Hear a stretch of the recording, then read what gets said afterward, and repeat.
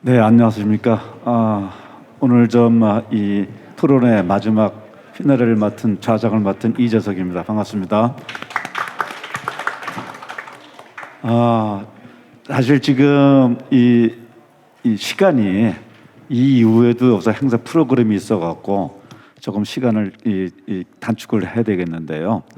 다른 것보다도 이게 지금 저희 이 물은 생명이다. 그리고 20년 환경 방송의 미래를 말하다라고 하는 주제로 하다 보니 아마 플로에서 발언을 갖다 최소화해도 될 것 같아서 시간을 한번 맞춰보도록 하겠습니다. 아까 이 토론자 발제자분들을 전부 다 꿀 성대를 가지신 서영범 성우님께서 다 소개를 해주셔갖고 따로는 소개하지는 않겠습니다. 그리고 토론 이 순서는 유인물에 나온 대로 그 순서대로 하고요. 일단은 5분씩의 그 시간을 드리도록 할 테니 그 시간만 좀 엄수해 주시면 고맙겠습니다. 예, 그러면 이제 시작하겠습니다. 첫 번째 이 토론자로 하실 분은 박수택 전 SBS 환경 전문 기자님이십니다. 박수로서 환영해 주시면 고맙겠습니다. 예. 네, 감사합니다. 저도 정영재 우리 PD와 PD였고 기자였습니다. 그 PD였고 2005년에 제가 2004년부터 환경 전문 기자로 이제 활동을 시작했는데 우리 당시 송영재 PD께서 저한테 오셔서 당신이 물은 생명이다의 진행을 좀 맡아줘야 되겠다. 왜요? 환경 전문 기자 아니냐?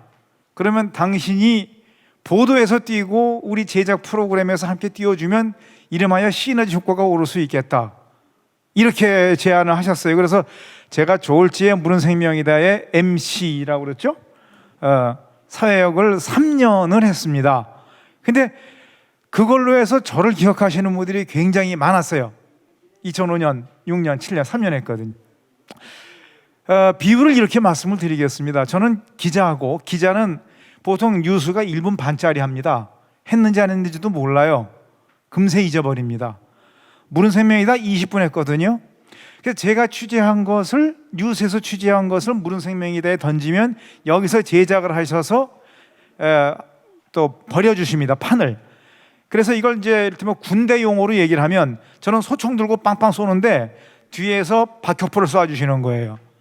그렇게 해서 의제를 바꾼 것이 몇 개 있었습니다.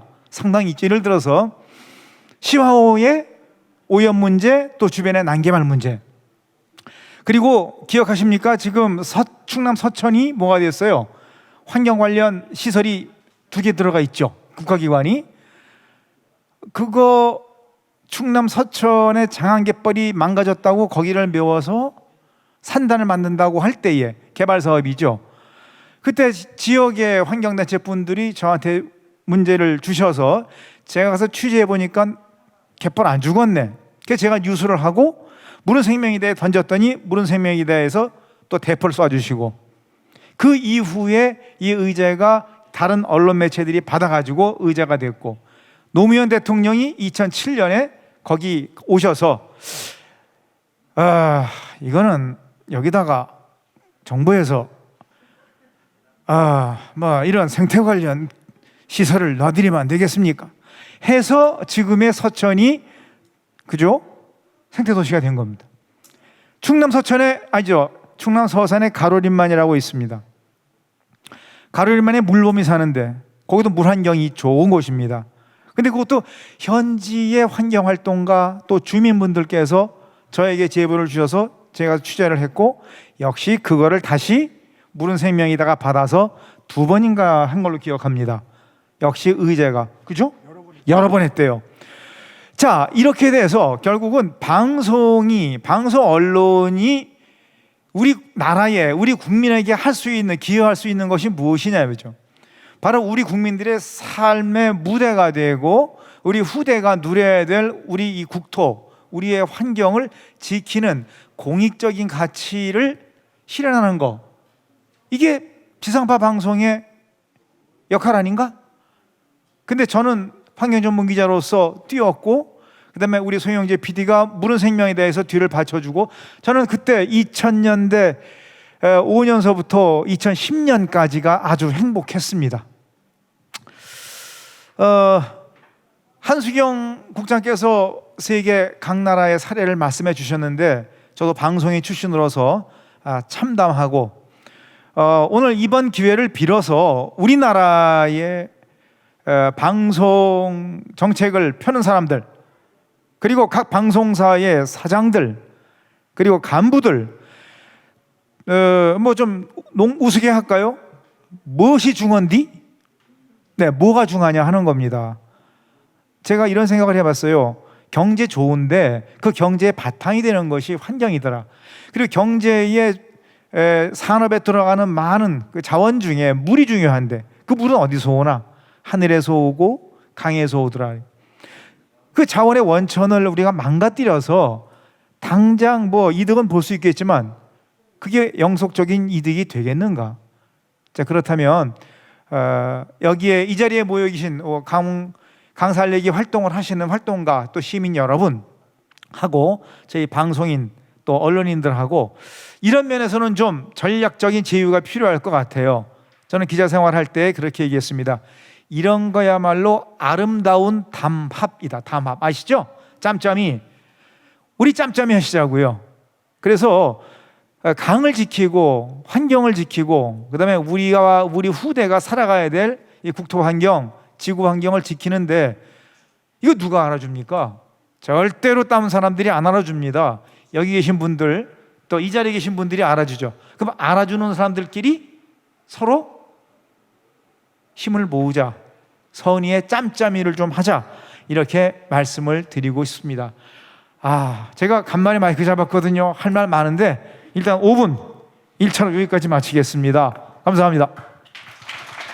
예, 정말 정확하게 시간을 잘 지켜주셨고 정말 이 환경 이 전성기 때 그 역할을 하셨던 걸 아주 무용담을 자랑하셔 주신 것 같습니다. 예, 감사합니다.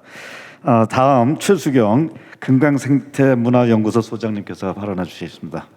네, 안녕하세요. 금강생태문화연구소 최수경입니다. 우선 지난 20년간 생태와 우리 자연환경의 중요성을 알리고 훼손 위기에 처한 우리 강산의 환경 문제를 고발해오신 이 물은 생명이다 프로그램에 깊은 감사를 드립니다. 저도 대전의 하천과 금강에 적지 않게 그 출연을 한 적이 있었습니다. 제가 한창 그 5,000대 편성되었을 때 즐겨 보았던 또 참여했던 프로그램이어서 그런지 우리 물은 생명이다 하면 박수택 기자님이 처음에 생각이 항상 났었어요. 송영지 국장님께서 발제를 들으면서 구분 소나무가 선산을 지킨다라는 말을 정말 실감을 합니다. 저도 이번 토론회 제안을 받으면서 이 물은 생명이다가 언제 처음 몇 시간대 편성이 되었는지 검색을 해보았습니다. 물론 이 편성표가 의미하는 바가 굉장히 크기 때문이죠. 말씀하셨듯이 물은 생명이다는 금요일 날 5시 때 편성을 시작을 했고 변화를 겪다가 최근에 일요일에는 새벽 6시 때 거의 보기 힘든 그 시간대에 편성이 되고 있었습니다. 아무리 시청률을 기반으로 한다고 하지만 이런 시청률을 만든 방송 언론 그리고 대한민국의 정치 현실에 저는 분노를 느낄 수밖에 없습니다. BBC의 기후변화 보도 가이드라인에서 잘못된 균형에 주의하라 라고 하는 이 부분은 정말 부러움을 넘어서 소름이 끼칠 정도였습니다. 저는 본인의 이 말씀드릴 두 가지가 방송의 파급력에 대한 부분과 물은 생명이다 컨셉에 제안을 드리고 싶은 분인데요. 제가 금강에서 있다 보니까 10년 전에 2011년도 12월에 강호동의 1박 2일 프로그램에서 이승기라고 하는 연예인이 가창오리 군무를 찍는 미션을 갖고 있었습니다. 이 방송이 나간 이후에 철새의 생태를 고려하지 않는 이런 무분별한 관광객들로 인해서 한동안 금강에 도래하는 철새의 개체수가 상당히 줄어들었던 적이 있었습니다. 또 작년 같은 경우는 용담댐 하류의 진안이라고 하는 곳에 가수 핑클 멤버가 캠핑클럽이라고 하는 프로그램 첫 방송을 한 적이 있었는데요. 이들이 다녀가고 나서 이 폭발하는 캠핑족으로 인해서 쓰레기로 몸살을 앓기도 했었습니다. 만일에 전 국민이 토요일 시간대 보는 그 연예 프로그램에서 철새의 생태에 대한 이해하기 쉽도록 하는 그런 노력을 방송에서 했다면 가창오리 군무가 관광이 아닌 탐조 문화로 이어지지 않았을까라는 생각을 하고요. 또 어떤 정치가보다도 그 파급력이 큰 셀럽이라고 할 수 있는 그런 연예인들이 캠핑할 때 일회용품을 자제한다든지 또는 뭐 친환경 캠핑을 유도한다든지 하는 그런 발언을 했었다면 그 비경이 과연 쓰레기로 얼룩진 그런 시장 바닥이 되었을까라는 생각합니다. 한수경 국장님께서 발제해 주셨던 선진국 언론의 역할에 감명이 깊었는데요. 영국의 ITV가 하는 전략 너무나도 인상 깊었어요. 프로그램 출연자들의 일상적인 행동을 통해서 너치 행동을 유발하도록 하는 거죠. 그렇게 해서 환경 메시지를 전달하고자 하는 이 고도의 전략이 오히려 창의력이 요구되는 참신한 연출이 아닌가 싶었습니다. 제가 두 번째 제안드리고 싶은 중장기 캠페인인데요. 인간이 살아가기 위해서 물이 필요하고 또 그렇기 때문에 치수와 이수의 물관리 정책은 꼭 필요하죠. 그러나 인류에게 주는 자연의 혜택인 생태계 서비스 측면에서 자연을 무조건적인 공급 서비스를 베풀지 않는다는 것을 우리 이미 환경위기로 인식을 하고 있습니다. 우리가 물을 관리 대상으로 대하는 순간 물은 수질이 담보되지 않은 수량은 의미가 있을까요? 바닷물이 의미가 없지 않습니까? 인간이 자연을 도구하는 과정에서 이미 조절 서비스와 지지 서비스의 생태계를 냈고 현재 이런 환경위기를 맞고 있다고 여깁니다. 저는 이수와 치수적인 접근 외에도 이 강에 대한 감시와 비판 기능 더불어서 환경적인 접근을 좀 했으면 좋겠다 생각합니다. 바로 강문화 확산을 캠페인화하는 건데요. 친수라고 하는 부분에 대해서 처음으로 2019년도 5월 달에 좀 집중적으로 물은 생명이다 해서 다뤄주었습니다. 우리가 얘기하는 친수는 단순히 체육시설이나 관광시설이 아니라는 거죠. 자연스러운 강, 물이 흐르는 강, 깨끗한 강에서 사람들이 발을 담그고 가까이 할 수 있는 그런 것이 바로 진정한 의미의 친수가 아닐까라는 생각이 되는데요. 이렇게 강의 제자연화, 갯벌과 습지의 중요성이 굉장히 화두로 떠오르고 있는 이때이기 때문에 강을 통한 치유 경험, 체험, 영감, 교육, 휴양 이런 측면에서의 문화 서비스 관점에서 컨셉의 중장기적인 캠페인이 좀 필요하지 않을까 싶습니다. 이것은 그린 뉴딜 정책에서 소프트웨어에 대한 그 투자이기도 합니다. 조성 사업 위주의 하드웨어 개발 그런 일자리 창출 사업이 아니라 우리 산림청에서는 이미 순문화 확산을 담당하고 있는 산림교육 전문가라든지 그룹 매니저라든지 이렇게 소프트웨어 중심의 인력들이 양산이 되고 있지 않습니까? 그러나 강문화 확산에서는 완전 전무입니다. 송영재 국장님 발제에서 정부 주도의 친환경 정책은 오히려 사회적 갈등을 부추기고 혼란을 야기한다는 말씀을 전 전적으로 공감하는데요. 그래서 우리 사회 내 환경 이제에 대한 피로감이 너무나 팽배해 있다면 환경적 접근, 문화 서비스 과정의 물은 생명이다를 통해서 국민들을 좀 치유했으면 합니다. 왜냐하면 건전한 친수 문화는 인간의 정신에 굉장히 지대한 영향을 미치니까요. 네, 이상입니다. 네. 오늘 이 좌정이 할 일이 별로 없습니다. 너무 깔끔하게 시간을 지켜주셔갖고요. 일단 5분씩 토론자분들한테 일단은 공정하게 다 드리고 나서 시간을 또 찾아보겠습니다. 다음은 윤순태 다큐멘터리 감독님께서 해주시겠습니다. 예, 안녕하세요. 소개받은 윤순태 자연다큐 감독입니다. 제가 여기 오늘 오면서요, 제가 한 30년 이상을 자연다큐를 했는데 물은 생명이다. 거기 또 그 촬영팀으로 스텝으로도 촬영을 했었고 이렇게 하다 보니까 많은 시간은 뒤를 돌아보게 되더라고요. 그러면서 이제 이렇게 검색도 해봤는데 언젠가부터 제 뇌리에서 물은 생명이다라는 기억이 사라졌었어요. 그거는 방송 시간대에서도 그렇지만 사회 파급력이랄까? 그런 거에서도 상당히 좀 약해지지 않았었나 그러했던 게 있었고요. 그런 관점으로 볼 때 지금 이 환경을 얘기하면 우리나라 자연 다큐 역사를 하지 않으면 안 될 것 같아요. 그 자연 다큐에서 그 자연의 아름다움을 경험하다 보니까 거기서 이 아름다운 자연 환경을 지키려면 이 또 지속이 되려면 자연스럽게 그 환경 얘기가 나오고 그러다 보니까 지금 이렇게 뒤돌아보면 자연 다큐가 제일 많이 확산되고 많이 봤을 때 이 환경 프로그램도 상당히 많이 확산되지 않았었나. 그런데 어느 순간 그 자연 다큐가 침체기가 되고 암흑기가 되면서 환경 프로그램 역시 주제에서 많이 사라지고 있습니다. 그래서 맨 처음에 우리나라에서 그 자연 다큐가 그 국민한테 인식시키고 붐을 일으킨 건 그 1980년대 MBC였어요. 저도 그 자연 다큐라는 거는 그때 이제 어떤 많은 사람들도 그러실 거예요. 한번 생각해 보십시오. 자연 다큐라는 단어가 언제부터 우리한테 이렇게 가깝게 와닿았었나요? 저는 그 어렸을 때부터 동물의 왕국을 보면서 막연히 저런 자연을 기록하는 사람이 돼야지 했었거든요.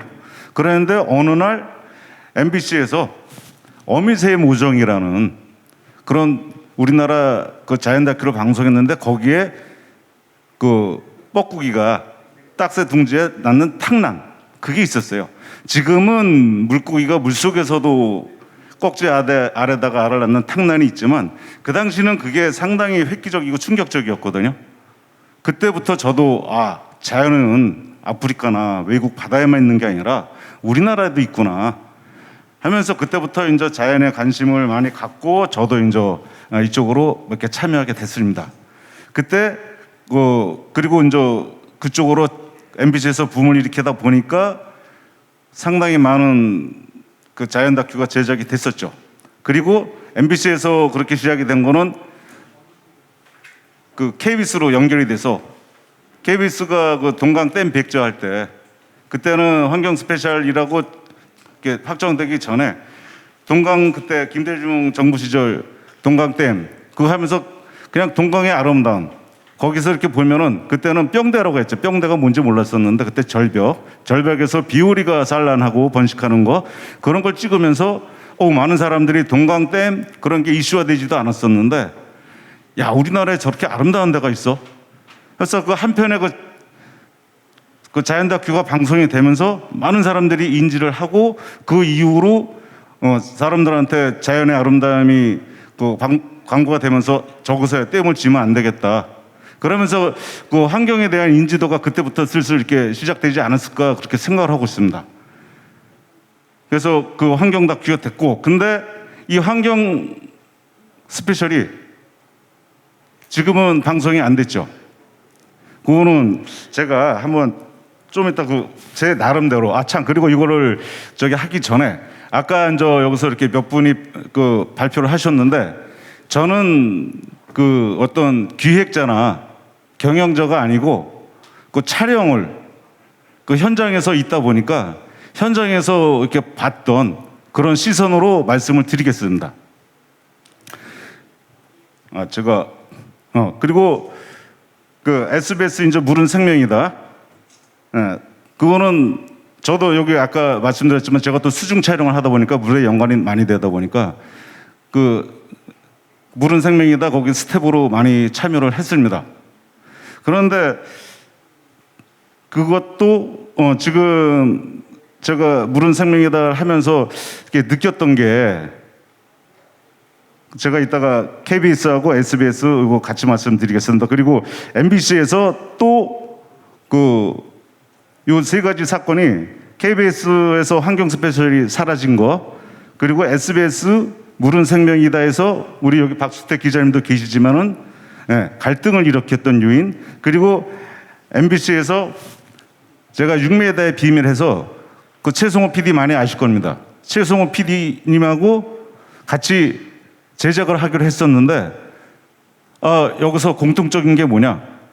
경영진의 압박이 많았어요. 경영진의 압박이 있다 보니까 KBS 환경 스페셜도 맨 처음에 압박이 들어왔던 게 영산강 그거를 주제로 방송을 나가기로, 그러니까 환경 스페셜로 하자고 하셨는데 환경 스페셜 제작팀이 그 환경의 그 기본 정신에 환경 스페셜에 어긋난다 해서 그거를 방송을 안 했습니다. 그렇게 하고 넘어갔었는데 그 이후에 4대강을 다루면서 그 모래강의 신비도 그렇고 그러면서 또 제작진들하고 또 갈등이 있었어요.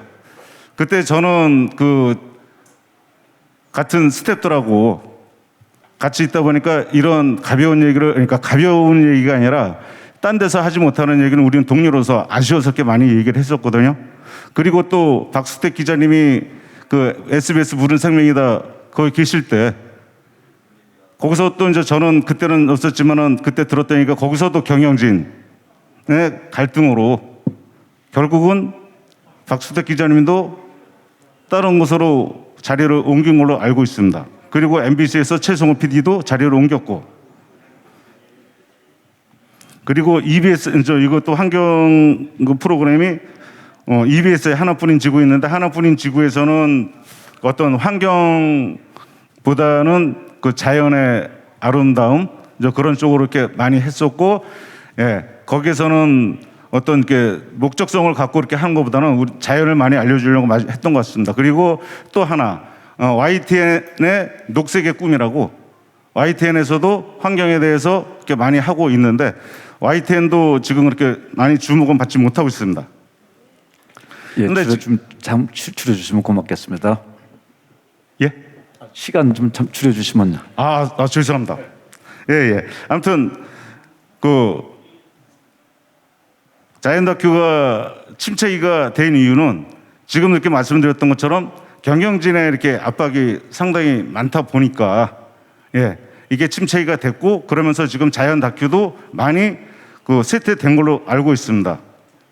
그래서 제가 지금 무른 환경이다를 이렇게 보면서 느낀 거는 뭐냐면, 무른 환경이다뿐만 아니라 우리나라의 환경을 보면서 이게 아이러니하게도 4대강 이후에 고양이강 사고로 우리나라의 하천이 전부 다 정형화되고 하천 습지가 다 망가졌습니다.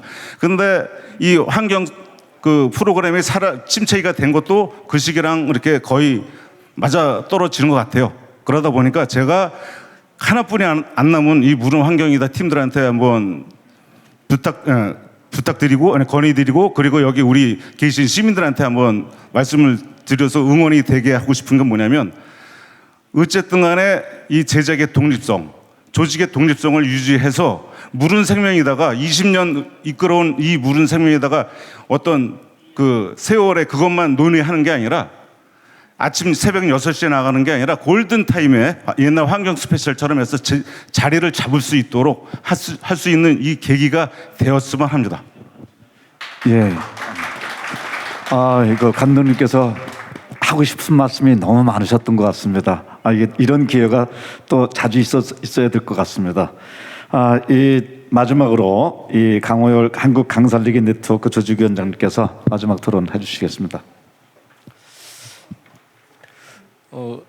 제가 그렇게 뭐 시간이 많지는, 일상이 그렇게 시간이 많지는 않는데, 이렇게 집에서 TV를 이제 켜면은 그 주로 먹는 프로그램, 주로 뭐 소비성 프로그램, 이런 것들이 뭐 지상파나 종편을 거의 도배하는 것 같아요.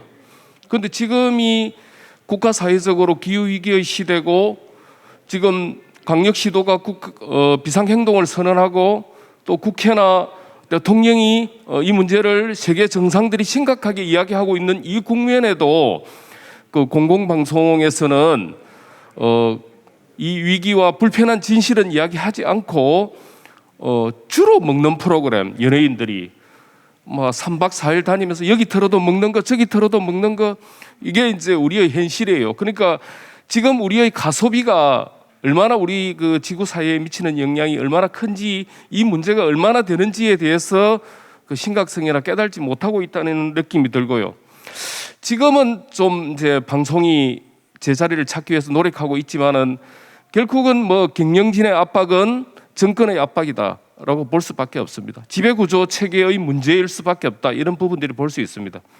그러니까 정권 유지를 위한 방송의 태도, 이런 것들이 끊임없이 이어지고 있다라고 볼 수밖에 없는데, 어쨌든 그 공공성을 가진 국민의 방송이 제자리를 찾아 들어가야 된다는 것을 말씀드리고 싶습니다. 그 무른 생명이다 프로그램은 이제 저하고 인연이 참 굉장히 맞는데요.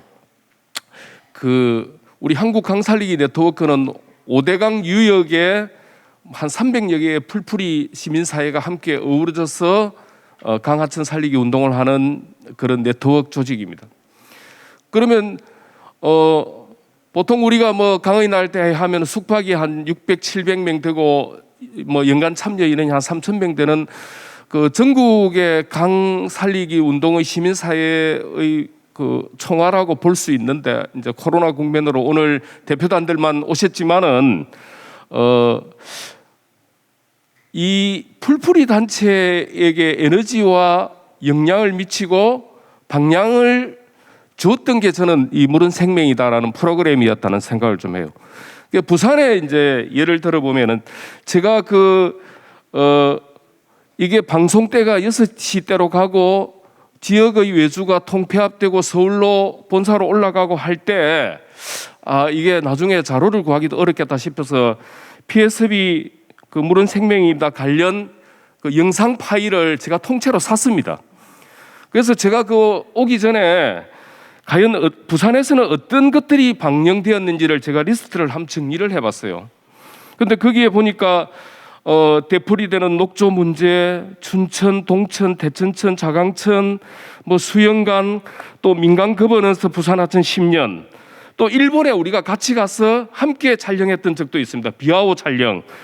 이런 부분들이 굉장히 특집으로 다룬 것도 있었고요.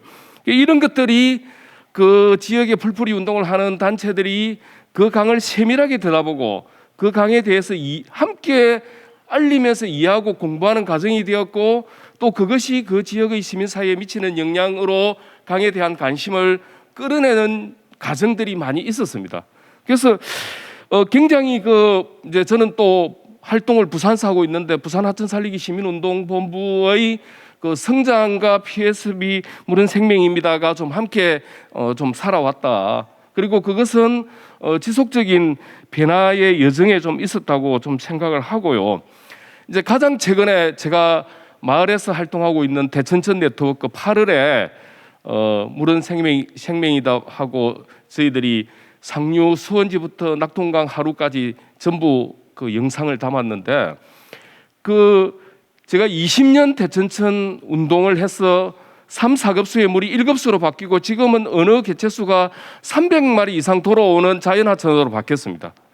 그 다음 프로그램이 뭐냐면 낙동강의 기수 생태계인데, 최근에 밀양강에서 40-50마리의 산란되는 연어가 발견되고 낙동강 하구에서 연어들이 벌떡거린 걸 이렇게 만나게 되는 여정을 가지고 있습니다.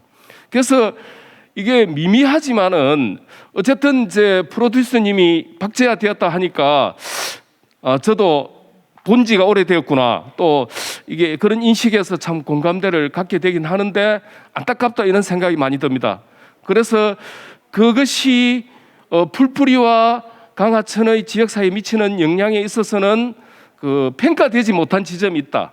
그래서 지역단체들과 함께 고민하고 성장해 왔다는 것을 좀 말씀드리고 싶고요. 지금이라도 그 기획 전략 의도가 수정되고 본 궤도를 찾아가고 방영 시간이나 전략적 대응이나 이런 부분에서 물은 생명이다가 제 위치를 좀 가져갈 필요가 있다는 생각이 듭니다. 그리고 대천천 제작할 때 제가 제작진한테 밥을 2끼나 사서 먹였어요. 예. 그래 욕 본다고 고기도 사서 먹이고 이랬습니다. 근데 제작 환경이 굉장히 열악하더라고요. 그래서 이게 과연 우리가 자비로 하는 그런 방식의 이 방송 행태가 옳았느냐 하는 것들을 좀 돌아보게 되고, 그러면 이게 시장 경제의 자본주의 방식의 강고성으로 간다 하더라도 과연 이게 적절하게 해결 방안이 될까 하는 지점은 있는데, 저는 이게 좋은 프로그램 지키기 국민운동 같은 거, 또 환경기금 이런 어떤 행태를 통해서 아까 짬짬이라고 했는데 우리가 우리의 것들을 지키고 방향을 만들고 그런 것들을 좀 고민해보는 시간이 좀 필요하지 않겠나, 이런 말씀을 좀 드리고 싶습니다. 이상입니다. 예. 이로써 이제 4분의 토론을 들었습니다. 사실 지금 주제가 이 환경 방송의 미래가 주제가 되다 보니 지금 이렇게 토론해 주신 분들의 말씀을 듣고 발제하신 분들 2분의 생각이 어떤지 잠깐씩 한번 뜻을 한번 묻고 싶으네요. 이 지금 토론자들 말씀 듣고 하신 말씀이 있으신지. 우선 본부장님이 처음 시작할 때 울컥해서 시작을 하시더라고요. 그래서 왜 이렇게 참 우리 저렇게 억하심정이라고 해야 되나요? 같이 전달됐던 느낌이 있었거든요. 한번 말씀해 주시죠. 글쎄요, 저는 오랫동안 애정만은 아니고요. 어쨌든 관심을 기울여온 프로그램이다 보니까 그 아까 발제 모두에 좀 흥분된 그런 시간도 있었습니다.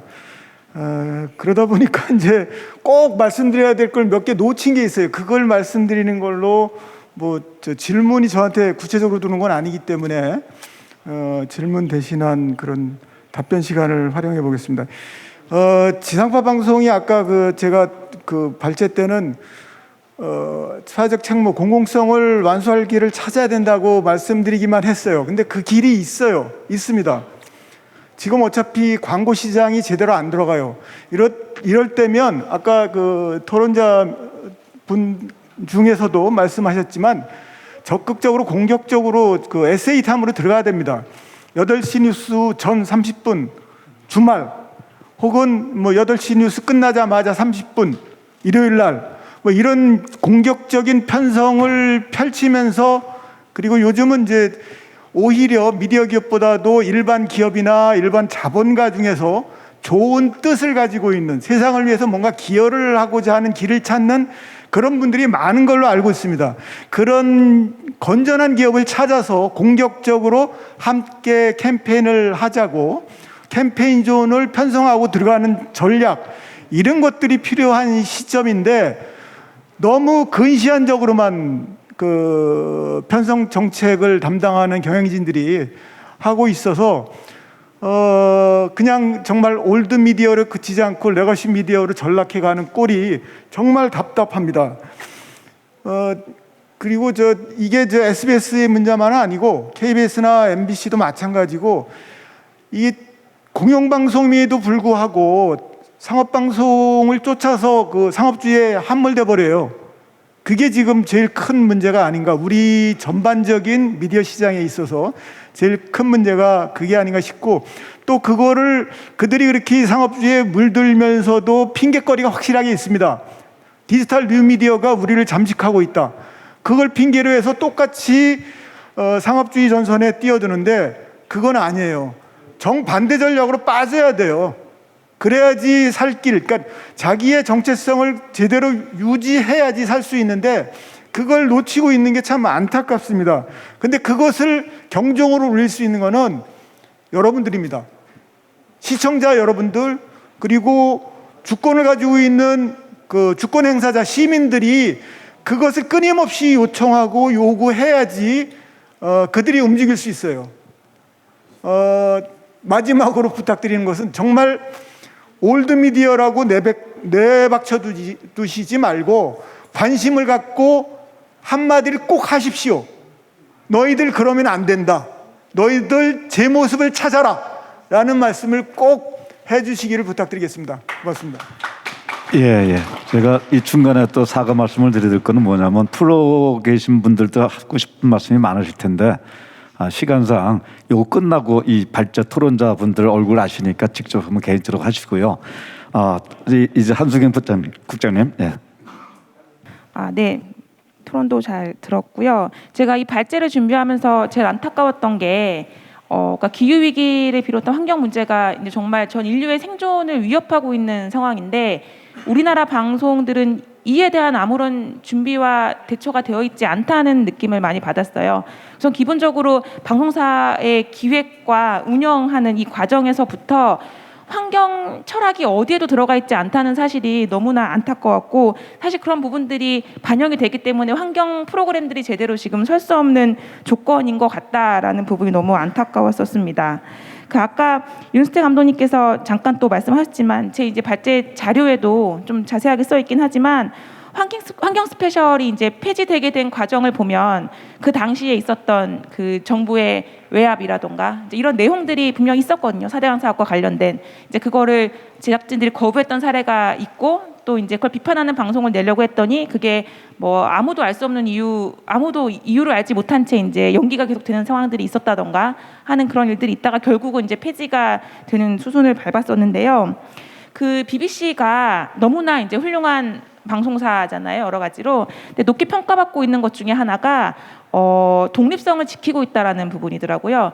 그러니까 공영방송과 국영방송이 다른데, 국영방송은 국가나 이제 이게 국가가 소유하고 있는 이제 매체지만, 공영방송은 국가와 기업으로부터 자유로운 이런 방송이잖아요. 그거를 철저하게 지키기 위해 노력하고 있다는 거예요. 예를 들면은 80년도에 뭐 포틀랜드 전쟁 때 영국군을 우리 아군이라고 칭하지 않고 영국군이라고 BBC는 얘기했다고 하더라고요.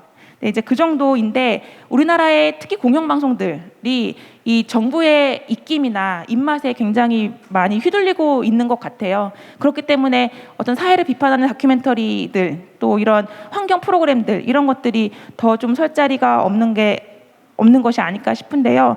우리나라 공영방송들이 특히 제 자리를 좀 찾았으면 좋겠다는 생각이 많이 들고요. 또 아까 강호열 위원장님께서 좋은 프로그램 지키기 국민운동 이런 말씀 해주셨는데 저희는 이제 시민단체잖아요. 시민단체로서 이런 프로그램들을 좀 지키고 이거를 좀 반영시켜 나갈 수 있는 그런 일들을 좀 만들어가야 되는 게 또 우리 시민단체로서의 역할이 아닐까라는 생각이 들었습니다. 예. 이 정말 자르신 것 같고 이 쫓기려다 보니까 토론자분들한테 너무 죄송하긴 했는데 아까 말씀하다 보니까 평생 그든 미디어에 종사하셨던 박수택 기자님이 말 끝낼 때 뭔가 조금 아쉬워서 못 끝내는 그런 아쉬움이 좀 묻어났었거든요. 잠깐 발언해 주시죠.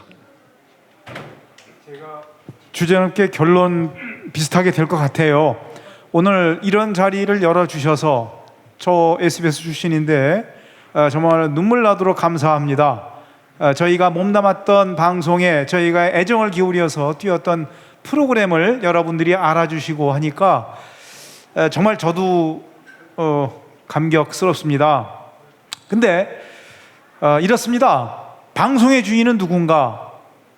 대통령도 아니고 방송사 사장도 아닙니다. 대기업 사주들도 아닙니다. 바로 여러분들이십니다. 이 자리에 계신 분들 그리고 이 유튜브를 보시는 우리나라의 모든 평범한 시민 여러분들이 방송의 주인이십니다. 동시에 소비자가 되십니다. 그렇다면 방송은요 우리나라 공동체 그리고 우리 인류 공동체가 나아갈 방향을 잡아주는 길잡이 역할을 해야 되거든요. 지금 말씀 주셨어요. 오늘 토론 중에 방송 열어보면 죄다 놀고 먹고 장난하고 이거에 지금 전파를 낭비할 여유가 없습니다. 그거는 일부 상업방송에서 할 수 있겠지요. 이젠 정말로 물, 하천, 환경 그리고 얽혀 돌아가는 기후위기 이 진지한 의제를 진지하게 충실하게 다뤄야 할 때라고 생각합니다. 오늘 한수영 국장께서 짚어주신 우리나라 방송들의 환경 윤리부서 기준이 없다. 전 설마 했습니다. 전 조사 안 해봤는데 오늘 깨달았고요. 그래서 제가 감히 한마디 제안을 드릴게요. 한번 검토를 해주시죠. 오늘 이 운영위원회 분들. 우리 SBS 물은 생명이다. 다시 활성화시켜라. 그리고 우리나라의 책임을 지고 있는 공영방송들과 그 다음에 종편들 적어도 방송 문화를 높이기 위해서라면 이 기후위기, 생태환경 그리고 하천 여기에 관해서 어떤 철학이나 이념을 좀 세워서 제시하라. 그리고 시청자 운동을 여기 계신 하천 운동 하시는 분들께서 이제 시청자 운동 단체들이 있습니다. 여기하고 좀 손을 잡으셔서 우리 방송의 주인 되시고 소비자 되신 여러분들께서 좀 제대로 된 방송 제품 한번 맛보자라고 좀 나서 주셨으면 좋겠습니다. 이상입니다. 예. 아유, 정말 아쉬운 그 시간을 이렇게 보낸 것 같습니다. 사실 이 좌장으로서 꼭 한 말씀 부탁드리고 싶다 그런다면은 이 지금 환경부 관계자분이 지금 남아 계신지 모르겠지만은 이거는 사실 땡겨줄 필요도 있습니다. 이 환경부에서 좀 땡겨서 산림청에서 20건의 이 영상을 갖다가 아무 이 자막도 없이 그냥 이렇게 영상으로 보여주던 그런 광고가 있었습니다. 그건 광고였습니다. 뭐냐면 산림청에서 돈을 내서 광고를 했던 거거든요. 근데 그 이후로 그 20건의 이미지라든가 20건의 관람객이 부쩍 늘은 사례가 있었습니다. 그래서 물론 여기 계신 분들이 나서야 될 것도 있지만은 이 환경부 관계자들도 이런 부분에 대해서는 같이 고민을 좀 해줘야 될 게 아닐까 생각됩니다. 늦은 시간까지 이렇게 자리를 같이 해주시고 토론의 이 마지막까지 이렇게 좀 협조해 주신 여러분들께 감사드립니다. 네, 감사합니다. 여러분은 지금 올해로 제19회를 맞는 한국 강연할 울산대회를 함께하고 계십니다. 온라인 생중계는 오늘과 내일까지, 그리고 각종 부대 행사들은 30일까지 태화강 국가정원 일원에서 열릴 예정이니 많은 참여 바랍니다. 강연할 울산대회는 울산시와 한국강살리기 네트워크의 200여 개 회원단체가 참여하는 국내 최대 규모의 하천 축제입니다. 우리의 강과 환경 문제에 관심 있는 사람이라면 누구에게나 참여의 공간과 기회가 열려 있습니다. 많은 관심과 참여 부탁드리고요. 태화강을 생태하천으로 변화시킨 울산 시민들의 성과를 자축하는 자리이자 우리나라 모든 하천의 건강성과 미래를 대비하는 큰 축제장이 되어줄 한국 강연할 울산대회, 그럼 본격적인 축제 시작을 알리는 개막식을 지금부터 함께 보시죠.